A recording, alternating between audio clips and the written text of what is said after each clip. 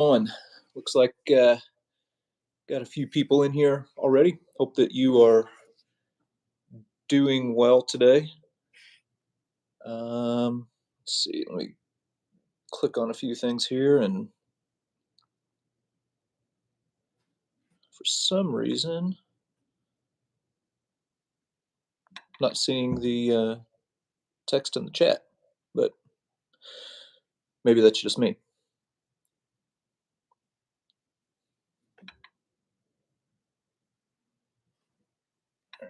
Here we go. All right, there we go. Hey, History Savior 1941. Good morning. Hope that you're doing well. I don't know where everybody is coming in from. Hey, Willie, Kelly, hello. I'm in the Midwest, and apparently it is monsoon season in the Midwest right now. My gosh, we've been getting some of the most insane amounts of rain that you can possibly imagine. I was wondering if I was going to be even able to do this today because my creek's been flooded and everything. All right, got Birmingham, Lebanon, Central Florida, UK. Man, we got people from all over this morning. That's awesome. I'm just going to hang out here for a little bit and chat while we're waiting for Michael to jump in. A couple things that are going on. Hey, Rick Diver, 59. How's it going, man? Just got back a little bit ago. Let's see, I guess that was a week and a half, 2 weeks ago, from Normandy. One question that I keep getting, people saw the first episode from our Normandy trip that went up earlier this week, looking at the places where some of the guys from Easy Company in the 506th Parachute Infantry Regiment landed. A lot of people have been asking me if I got the footage back, and the answer is no. The footage that was lost in Greece, along with all the equipment and everything, is gone forever. So anyway, we went back, and everything that you're seeing now is stuff that has been refilmed.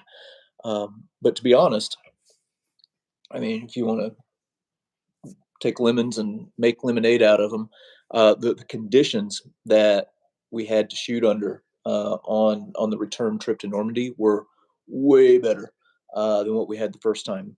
Some of the guys that was with me on that first trip, like Chris from Vlogging Through History, and Rob from History in Your Hand, and Sander from Sander VK History, they could tell you, man, the wind was insane on that first trip when we were out there for the 79th anniversary. It was just nasty weather. And yeah, we were just kind of making the best of it. Let's see. Jason, is this why I haven't seen so much then? You had your stuff stolen? Yeah, that's why. Yeah, that's why there's been a little bit of a lag over the summer, but should have a little bit more regular upload schedule now. 2 to 3 episodes a week is kind of the tempo that I'm looking at, with a few of these little live things that are mixed in there. All right, so yeah, we're just gonna hang out here for a little bit longer, and hopefully Michael's able to jump in here in a minute. History Savior 1941 may join you guys in Austria in October. That'd be awesome. So yeah, in October 14th and 15th, Eric and I are going to be traveling with Matt Leach, who played Floyd Talbot, Band of Brothers, going to anyway, Berchtesgaden and some places in Austria. So the plan is to go to like Zell MC. So a lot of places that you see at the end, the last few episodes of Band of Brothers, we go in there, and also some places that they don't show in the series.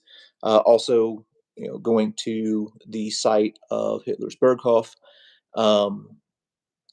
and weather permitting, up to the Eagle's Nest. Somebody asked if I'm doing the tour the next weekend after that. So 14th and 15th is Austria and Berchtesgaden, and then the week after that is another We Happy Few 506 tour.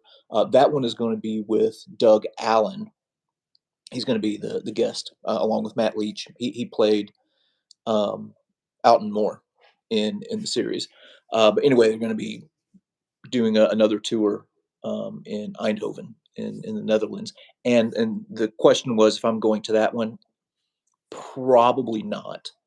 I think that Eric might be going on that one, but I don't think I'm going to be able to jump in on that one. Somebody else had another question here just a minute ago. Levi the Nerd, will you ever make a video about the American Revolution? Yes. As a matter of fact, if you go on the channel, if you go to the playlists, there's an American Revolution playlist. Now, I admit that I don't have a lot, um, but I do have some. Let's see, 79th was a real deal. Yeah, yeah, yeah. 79th anniversary. There was all kinds of crazy stuff down there on Omaha Beach when a dead body washed up on the beach. Yeah, it was pretty wild trip. All right, so I am going to try something here. I'm going to see if Michael has maybe messaged me. If for some reason I accidentally shut down this stream, stick around a minute and I'll kick it right back on. I'm going to see, because I'm doing all this on my phone right now. I'm going to see if maybe he has sent me a message, or if maybe he's having some complications. Hopefully this is.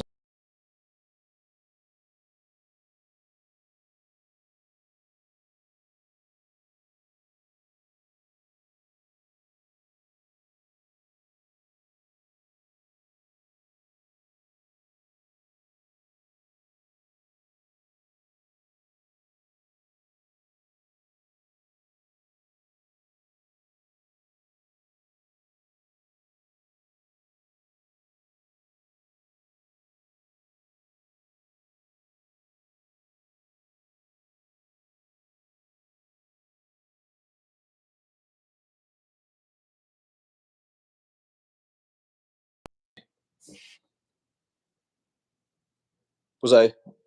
Did it mess up? Was I still there the entire time? Chris Wolf, I need to figure out how to get hired as a baggage handler for you and Eric.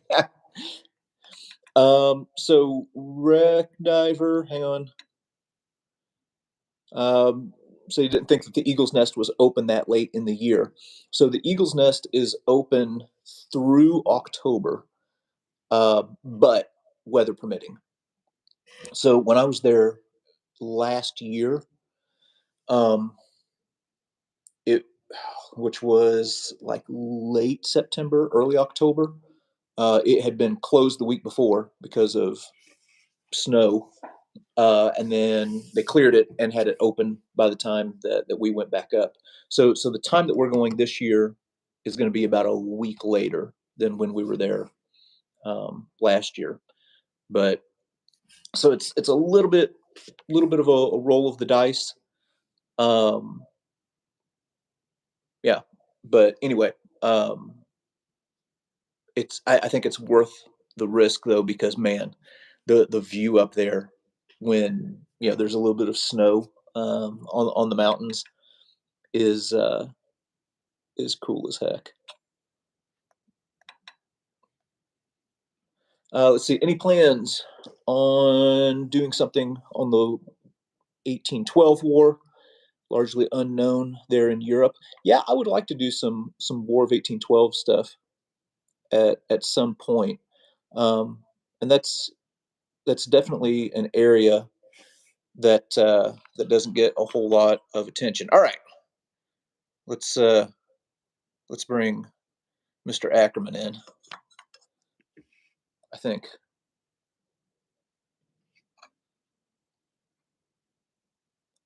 Hey, what's going on? Hey JD, sorry about that. I thought this No, was gonna hey, be no, like a being back. it's my fault. I should have been more clear that YouTube the live together thing operates on a phone. Yeah, that was completely my fault. So It's all sorry good, about that. man. It's cool. Thanks for having me on. No, no, appreciate you taking the time to jump on and chat for a little bit. Had a chance to watch your film on Amazon Prime yesterday. All right, on. Yeah, yeah, really good stuff. Um, Now, I'm terrible with pronunciations. I know that Americans pronounce it Reveille, and I think the British pronounce it Reveille, right? Oh, yeah. I've heard people say different things. Reveille. I since I'm American, I know it as Reveille, so that's what I call it. Okay, so I've been kind of chatting with some people on here. We have some people from Britain and Europe and everything like that. So and um, I'm not good at many things, but mispronouncing words is one of them. So if anybody hears us say reveille, that's how the Americans say it. Hey, it's not necessarily right or wrong. It's like people from the Netherlands give me crap because I pronounce, the artist Vincent van Gogh, but they pronounce it Van Gogh, and I'm like, well, I'm American. I say it the way Americans say it. Oh shoot! Well, hey, you can probably give a synopsis of your film better than what I can. Get for the people that are watching, maybe give them a rundown on the basic premise of the film that you made. Yeah, so Reveille is a war film that takes place in the Italian campaign of late 1943 between the Americans and the Germans along the Winter Line, which is a series of defensive lines in central Italy around the Apennines Mountains. Mhm. And what it is about is two squads have a skirmish together, an American squad and a German squad, and which results in the American squad taking a number of German soldiers prisoner, and then there are a number of wounded German prisoners who have surrendered, but they're wounded. They're badly wounded in the torso, and so these Americans are they're cut off from everyone else. It's a big long line stretch, and not a lot of people around, and there's bombing going on. There's artillery, and they decide to pull these wounded Germans into their cave and basically wait and see what happens. Like, see if they can get medics up to come take them off their hands, or see if they just die. And it's a very it's a moral conundrum. They don't know exactly what to do. Like, should we help them? Should we put them out of their misery? Would that be cruel? Is killing people in war considered murdering? It's very gray when it comes to all that, and that's what I wanted to show. And I wanted to show these, you know um the ambiguity of all this stuff and how difficult it is. Okay, so I have zero experience with filmmaking. So this is just going to be like a half hour, 45 minutes of me asking a bunch of dumb questions that you have to endure. Uh, It's all good. It's all good. I've been asked dumb questions before. I'm sure they're not going to be nearly as dumb as the ones you're going to ask me. It's okay, man. so this whole project, I communicated with you a little bit, in the early stages before you started filming or anything like that.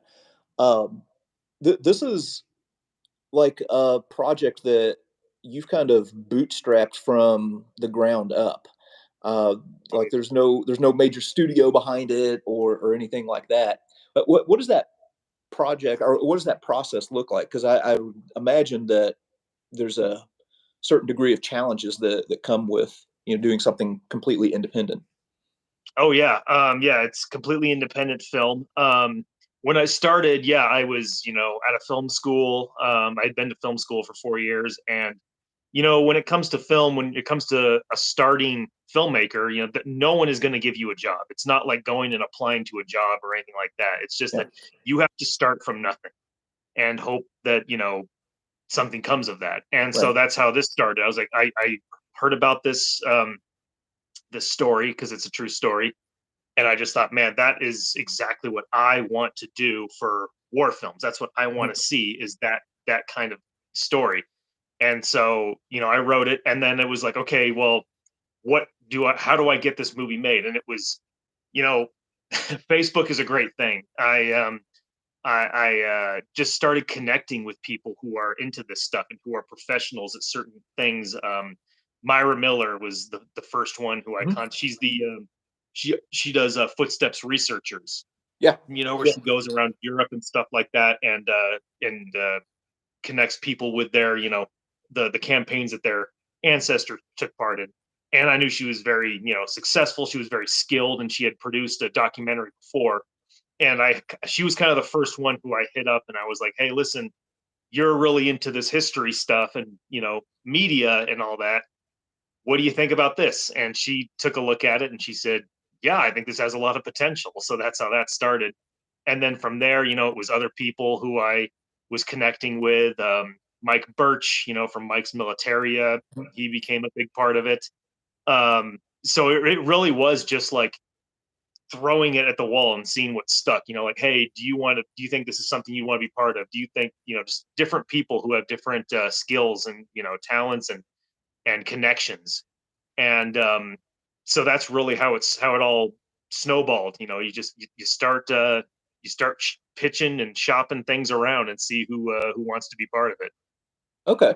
So, now it started off, it was gonna be a short film, right? That's right. Yeah, it was And gonna because go ahead, go ahead. yeah, and then it kind of expands into, well, it's about an hour and a half, right?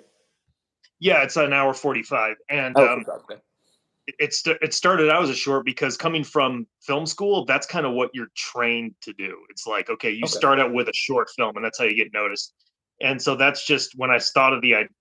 I'm like, yeah, this could definitely be a short film. And but then as it went on, everyone who was involved was like encouraging me, like, I think you should expand this to a feature because I don't think anyone is gonna watch it unless it's a feature. Like if they see it's a short film, it's kind of like who cares? Like the festivals will watch it or whatever, Yeah. but actual, like audiences probably won't be too involved in that, and I'm like, well, maybe. So that, but eventually I was persuaded to expand it and write more into it. So yeah, that was that was where that came from, is that people said this will be more impactful and more successful if it is actually a feature length.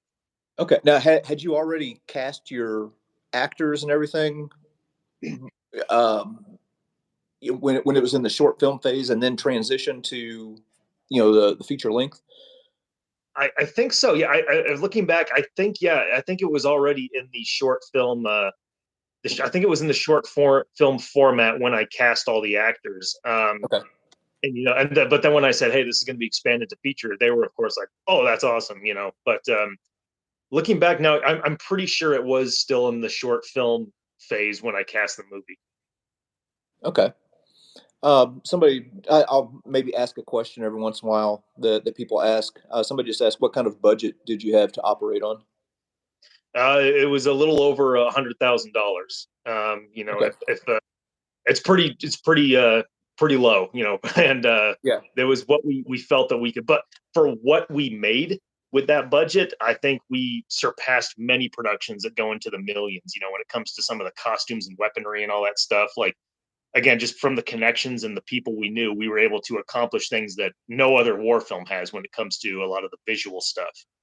Yeah, I was gonna touch on some of that. Watching the film, um, like people who go to Amazon Prime and watch it, um, like I would recommend, don't go into it expecting, like a Hacksaw Ridge or Saving Private Ryan or anything like that. And maybe this is just my analysis of it. It kind of it feels like a play almost that you're watching. Um, in some ways, kind of like, well, it reminded me of a few Hitchcock movies I've seen, or maybe like a Tarantino movie that I've seen, where everything is taking place in pretty much one spot, and you're like Yeah, watching this whole thing develop. Um, that is very interesting. yeah. it Different. it could definitely be a play. Yeah, it's minimal, and Yeah.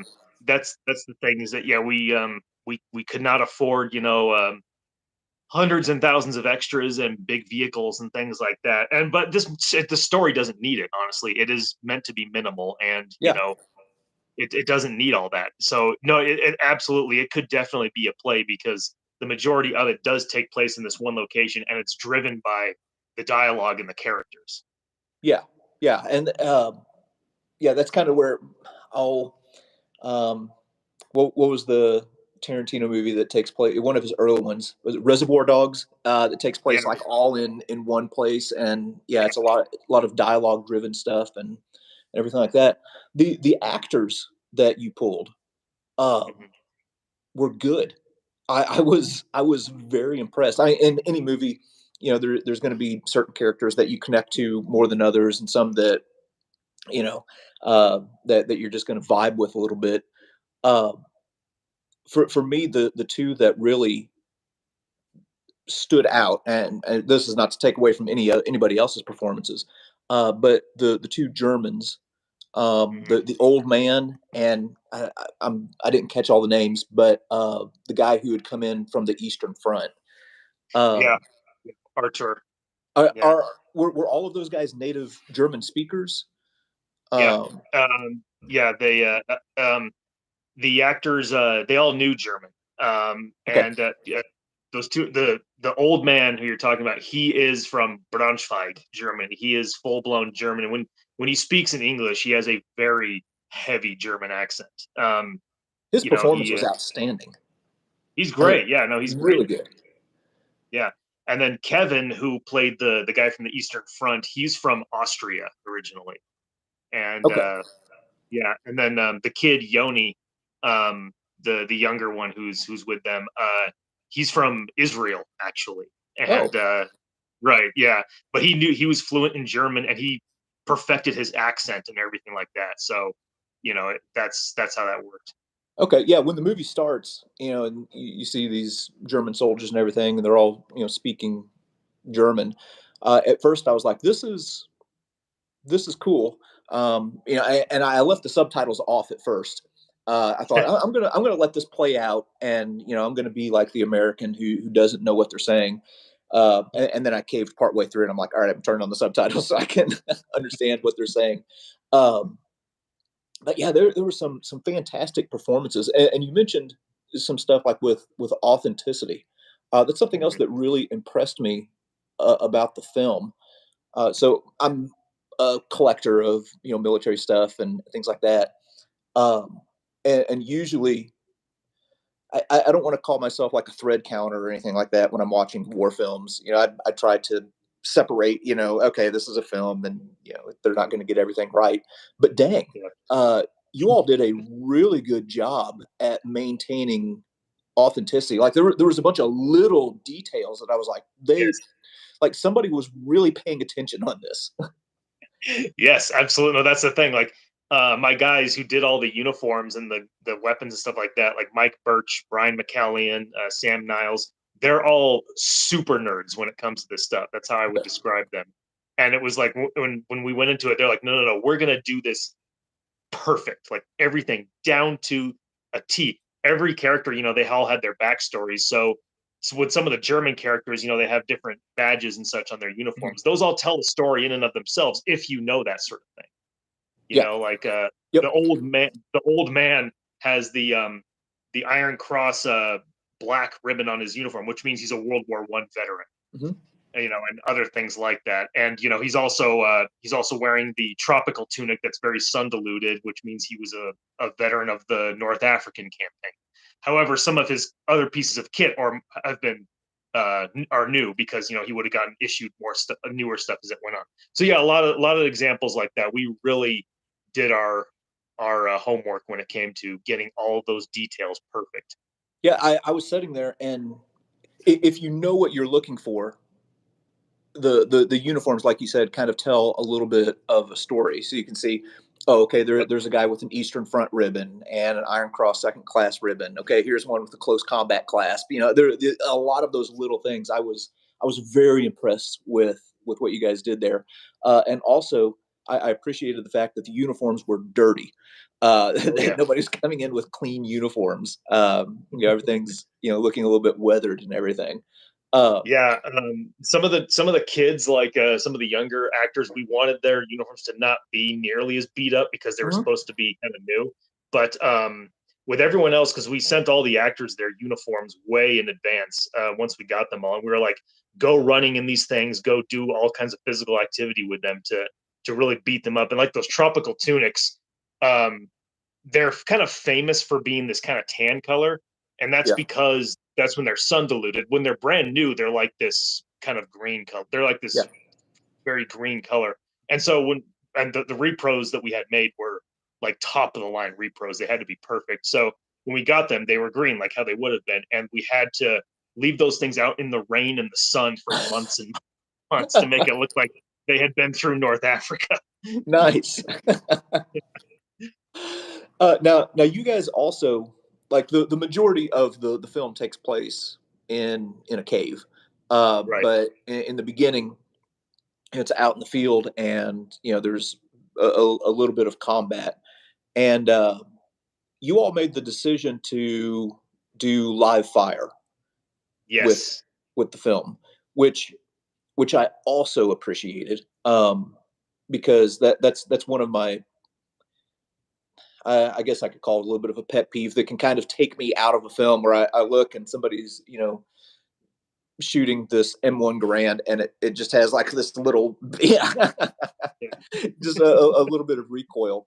But like I said, you got some um, basically kids in the German army. Um, Yeah. when they pull the trigger on that thing, it's going to kick them like a mule, and Yeah. you can see that in the film. Like when they're firing, that this is a real live round that they're popping off here, Yeah. which adds a little bit more realism to it. Uh, Now, I would imagine that there would be some people who would be critical of that decision and say that that is an unnecessary risk. So what was involved in the whole live fire Yeah. decision making? Well, it's funny when we first started because I've always wanted to do that. Yeah, I mean, if you know guns, like I mean, I'm imagining you have shot guns before like that. You know how guns how Yeah, they look when they shoot, and then when you watch movies, yeah, like blank ammo has no recoil right. and or very little recoil, and so yeah, when you actually see what firing a real gun, live rounds are like compared to blank ammo, it's night and day. And the same also blanks tend to produce that big muzzle flash. Mhm. Um, Actual guns, unless they have a huge grain count, they don't, or actual ammo that doesn't really do that. And you see it like if the rifle's on the ground with live ammo, like someone's prone, you see a concussion, kick up the dust and all Yeah. that. And so that was what I wanted to show because I wanted to show that this was actual, like this stuff was real. And it was early on that we decided to do that because I've always wanted to see that. And my armorer and costume designer Mike Birch, who is a wizard when it comes to guns. I've been in his house numerous times. I don't think I've ever seen so many guns in my life. And and I told him about that, and he's like, "Yeah, let's do it," because he wanted to see that too. And I trust him. He's complete. He's never had a gun accident ever. He was in the military. Yeah. He knows firearm safety, and he knows how to implement it. So when it came to doing it, we were like, okay, well, we're going to show it this way. There's obviously going to be nothing downrange when we do it. And Mhm. we ran it past all of the actors, are you comfortable with this? And they all said, oh, yeah, absolutely. Is there a chance to shoot a gun? Of course. And so when it came down to actually doing it, and at the location that we had, it was so big. I don't know. It was like 10, 20 acres maybe of land that this guy let us use. And of course he was like, absolutely, you can, this is the safe area this is the safe direction to shoot right here. Yes. And so we knew exactly everything that was around us. We knew where to shoot. And and then when it came time to do it, a lot of the actors had some of them who are a bit older had firearms training from being actors, and other stuff. Yeah. The Some of the younger guys, though, particularly one of the kids, he had never held a gun in his life, and So he was, once we got on there, he was like extremely nervous. He got like really nervous. And Mike, being the professional that he is, he was just, okay, we're gonna go through some stuff to where you become comfortable with it. It's okay, you're just fine and all that stuff. Yeah. And he was able to calm him down. And then by the end of it, he was just like, this is the coolest thing I've ever done, And so that was how we went about it. And honestly, we did not, before that, we did not get any backlash for it. There was no one who was hitting us up like, oh, this is awful what you're doing. And it's funny Yeah. because at one point Mike picked me up from the airport and we were going to go shoot a teaser trailer for this movie, which again had live fire in Yeah. it. And right when he picked me up, that was the morning of the Rust incident. I was wondering where that fell in the timeline. Yeah, that happened the day he picked me up from the airport. I get off my plane, I look at my phone, I see that this cinematographer was killed by Alec Baldwin, and I'm like, oh my goodness. And I get in the car, I'm like, dude, can you believe this? And I showed him, and he's like, and immediately we were like, well, we're gonna take this as an opportunity to show that you can do this and it can be safe. They were Yeah. using blank ammo, someone got killed. We're going to be doing live fire, and we're not going to have any incidents at all. It's going to show you that it's all about the person involved, the Right. people involved, and the safety that they implement. That's what it's all about. It's not about guns themselves. And so we took that as an opportunity to like, this is going to be a point, like we're going to show filmmakers that you can do this. We can do this. We know what we're doing. And so it kind of, even though of course it's a terrible tragedy that someone died, and she should never have died. It's just a horrible thing. But it was like adding to this whole thing of like, we're going to make this statement, that Yeah. shows that it's not the guns themselves, it's people, Right. who are in charge. And afterwards, after the movie is wrapped and I'm doing interviews and such, that's when it kind of starts to come out like, what is all this live fire stuff we're hearing about? Like, that's crazy. And I'm like defending it like I am right now.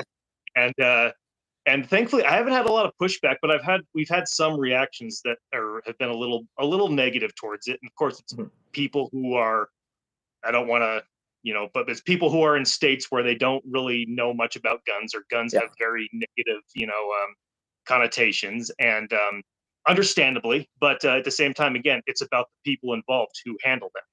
Right.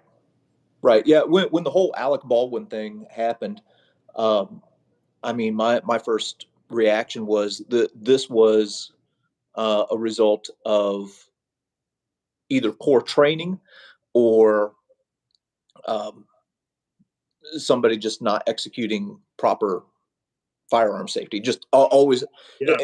I started shooting when I was 5. I think my grandpa got me out, and yeah. So and I put thousands of rounds down range ever Yep. since. And Same here. the first rule is always that gun is loaded. Yep. Treat it And that way. always treat it that way.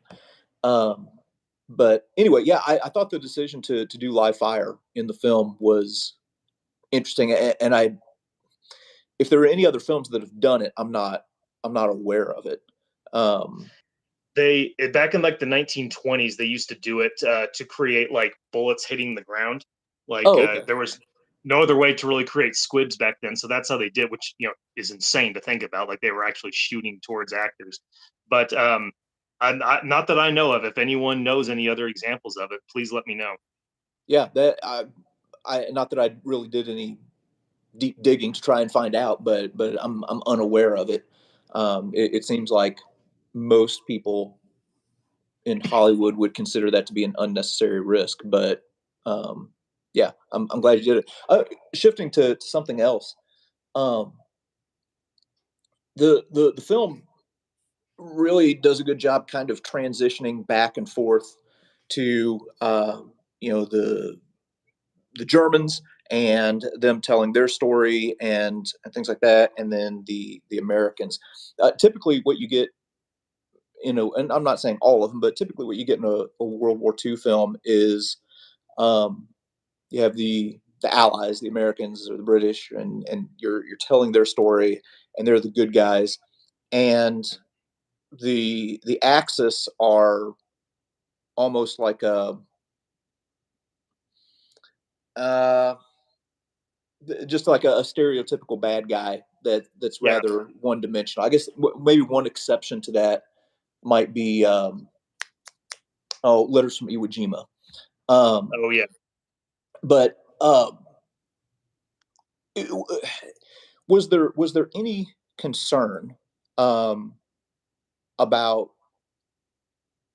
I'm trying to think of how to phrase this. Maybe humanizing um, the Axis powers or the German forces who were fighting for a rather awful cause. Well, I mean, I there was never a time where anyone opposed me to it. Mhm. There was there have been some movies that try and show like some of the German perspective, and what I have found with a lot of them, I don't know, like Valkyrie, is kind of an example of this. Yeah.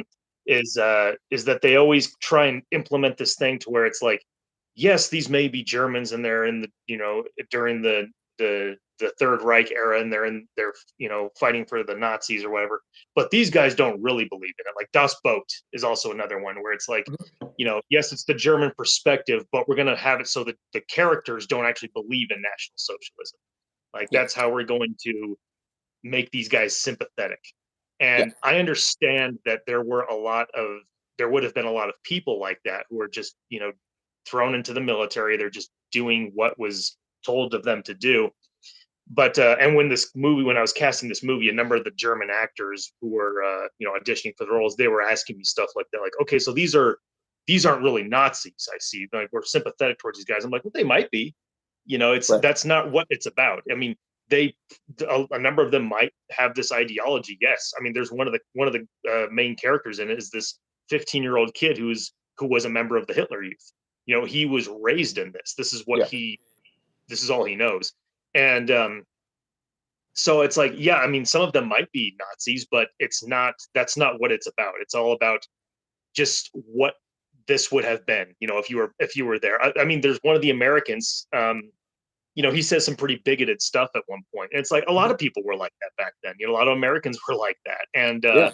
I just did not want to I wanted to do it unapologetically. I didn't want to sugarcoat anything or like, bring in modern ideology into it to try and make it easier to watch, if that makes sense. Yeah. And thankfully, I never, other than what I just mentioned, I never really got any pushback from showing the German perspective. Everyone was always pretty intrigued by it. And the fact that we were showing a different perspective. The movie shows both perspectives. It shows the Yeah. German and American perspective. It doesn't choose a side. And most people have been very intrigued by that. So I haven't had anyone yet like call me a Nazi sympathizer or anything like that. Give it time.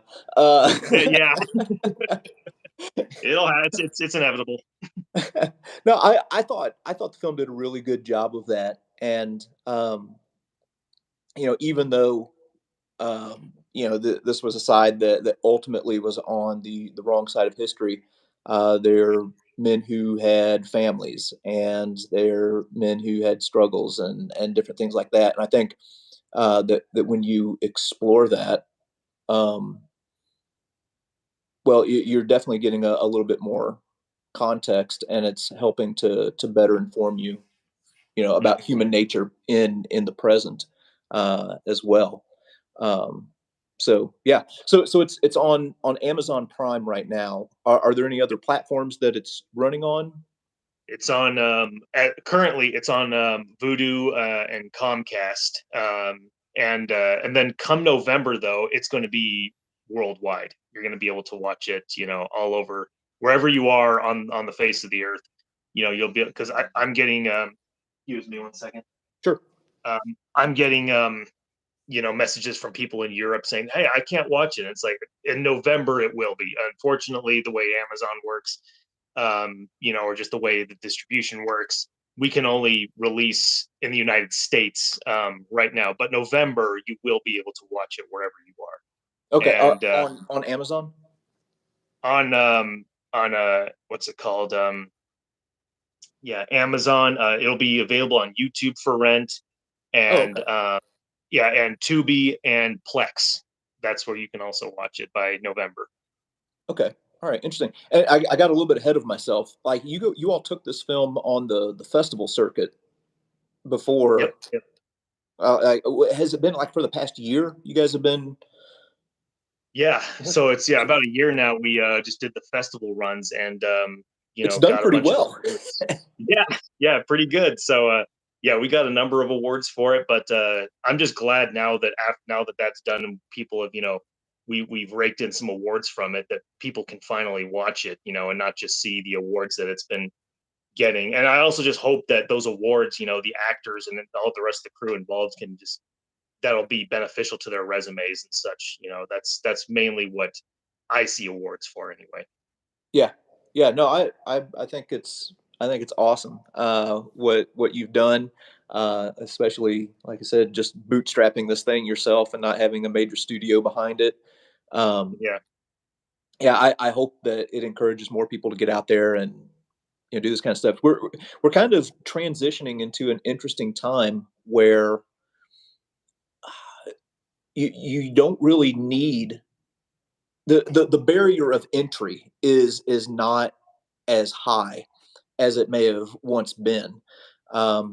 And a lot of good stories and good ideas can be put to the screen, without having to go through these gatekeepers, with the big studios and everything, which I think is great. I think that's I think I've said it before to some of my other filmmaking friends. Right now is the era of the independent filmmaker, and Mhm. again, I mean, it happened before, but it needs to happen again. And right now it's the time for young independent filmmakers to start taking risks, kind of like what we did with this movie. It was a Yeah, big risk, but one that we made it to the end. So I highly encourage filmmakers right now to see all the stuff that's going on in Hollywood and all, and don't be discouraged by that. Just go out there and do your own thing. yeah. So what's on the wish list? What do you want to do next? So there's a couple things that are going on next. I just finished helping my friend Brian, who worked on Reveille, Mhm. do this documentary that he had been planning for a long time called Combat Camera, and it's we went out in southern Ohio to this huge um, Pacific immersion event where it was supposed to represent Cape Gloucester in 1943, and Okay. yeah, we took actual 1940s cameras out there and such, and like we acted as combat correspondents to the unit, Oh, and yeah, and then had interesting. filmmakers filming us to kind of show what combat correspondents would have gone through, what it was like being in on the front line, going through the whole thing. And so that's right now that wrapped last week, so that's now it's in the can. I don't know when it's going to come out, but so we just finished that, and that was fun. Hard, arduous, but it was fun. And then there are a number of other things on the horizon. My friend James, um, he he came out with a book about Alvin York, and now we're thinking about maybe trying to do a more updated thing about Alvin York. And yeah, so that's all I'll say about that. But it's been it's we're talking about it, so we're talking about it right now. And then eventually I want you of course know I'm a huge Normandy nerd, Hmm. and I want to eventually do Omaha Beach stuff. I've been nitpicking little things when it comes to that, and that's where my big thing is eventually to do Normandy stuff. That's what I want to do because I have a lot of ideas for that. Yeah, and um, there's an episode of World War II TV that you did with Paul Woodage that I would refer people to. Um, Yeah. yeah, some of the work that you've done, kind of reconstructing what the beach looked like and the defenses, has been incredible. Well, And yeah, well, thank definitely you. definitely eye opening to You're me. you're lucky because you've actually walked on that beach a number of times with Paul. Yeah, So you've actually been there. I have not been there yet, so you're closer to it than I am. well, we'll have to fix that. Yeah, exactly. All right, man. Well, hey, again, if people want to check out the film, you can go rent it or buy it on Amazon Prime. Yeah, good work, man. I'm glad that Thank you. people like you are getting out and getting after it, and telling good stories, and doing it, with an eye for the accuracy as well. That's what, yeah, we want to set the standard, a higher standard when it comes to these movies. So I hope we have. Yeah, awesome. All right. Well, hey, thanks for jumping on and letting me ask you a few dumb questions here for a little bit. It was awesome, dude. Thank you so much for having me, JD. All right. See you, man.